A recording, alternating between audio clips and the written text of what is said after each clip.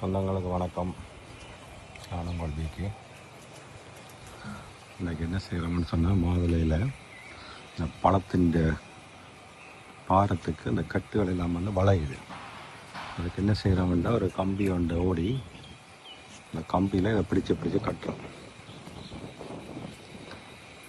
இந்த யோசிச்சு பாருங்கள், ஒரு மரத்தில் இவ்வளோ மாதுளம்பழம் வரக்கூடிய வாய்ப்பு இருக்குது. அந்த மரம் அதை தாங்கலாம், கட்டுகள் வந்து கீழே சரிஞ்சு விழுகுது. இந்த பாருங்கள், இந்த கட்டை பார்த்திங்கன்னா அப்படியே பழத்தின் வெயிட்டுக்கு அப்படியே சரியுது. அதனால் என்ன செய்கிறோம்னு சொல்லிட்டோம்னா, ஐயாக்கள் பிடிச்சி ஒரு கட்டையும் மேலே கம்பியோடி அந்த கம்பியில் கட்டிக்கிறது. இப்போ மரம் வந்து நேராக நிற்கிது. இன்னும் ஒரு 2 வாரத்தில் உங்களுக்கு பெரிய சர்ப்ரைஸ் இருக்குது. நீங்களே வந்து ரீச் ஆகல பழங்களை பிடுங்கி காசை பே பண்ணிட்டு கொண்டு போகலாம். பாருங்க பழங்கள் எப்படி இருக்குன்னு சொல்லி சட்டப்படி வந்துருக்குது. எல்லாருடைய கடின உழைப்பு.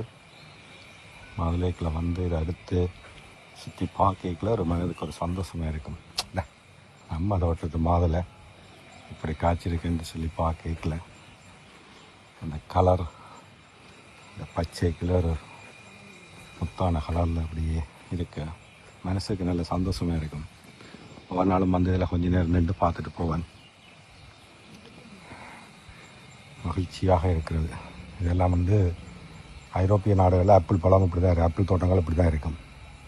ஒரு ஆப்பிள் மரம் இருக்கும், ஏராளமான ஆப்பிள் காய்கள் காய்ச்சி குலுங்கும். அங்கே போய் பார்த்து ரசித்தது இந்த நம்ம ஊரில் ஒரு மாதுளம் தோட்டம் இப்படி இருக்கிறத பார்த்து ரசிக்க மிகவும் சந்தோஷமாக இருக்குது. நீங்களும் இந்த அனுபவத்தை பார்க்கணும், நீங்களும் இந்த மாதிரி தோட்டங்களை பார்க்கணுமெண்டா ரீசார்ஜ் விரைவில் கண்டிப்பாக இந்த மாதுளம் தோட்டத்தை பாருங்கள். பார்க்குற மட்டுமில்லை, ஒரு 4 கண்டை வேண்டி கொண்டு போய் விட்டு நீங்களும் வச்சுட்டு இப்படி விரைக்கில் நீங்களும் மாதுளையை சுற்றி வருவீங்க. இந்த அவ்வளோ அழகாக இருக்கும், பார்க்குறதுக்கு ஆசையாக இருக்கும், மனதுக்குள்ள ஒரு பூரிப்பாக இருக்கும். நாங்கள் வந்து டார்கெட் பண்ண ஒரு கண்டில் இருந்து 100 காயாவது எடுக்கணுமென்று சொல்லி தான் அந்த டார்கெட். ஆனால் இது எங்களுக்கு முதலாவது வருஷமே அவ்வளோ காய் இதுக்கு. இந்த மரத்தில் பார்த்திங்கன்னா 100க்கும் மேற்பட்ட காயல் இருக்குது. முதலாவது வருஷமே வந்து இவ்வளோ தூரம் சக்ஸஸாக வந்தது. முதலாவது வருஷமே இல்லை, முதல் தடவை.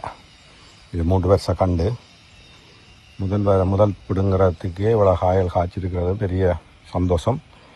அதுக்கு முழுக்க காரணம் எங்களுடைய பணியாளர்களுடைய கடின உழைப்பு.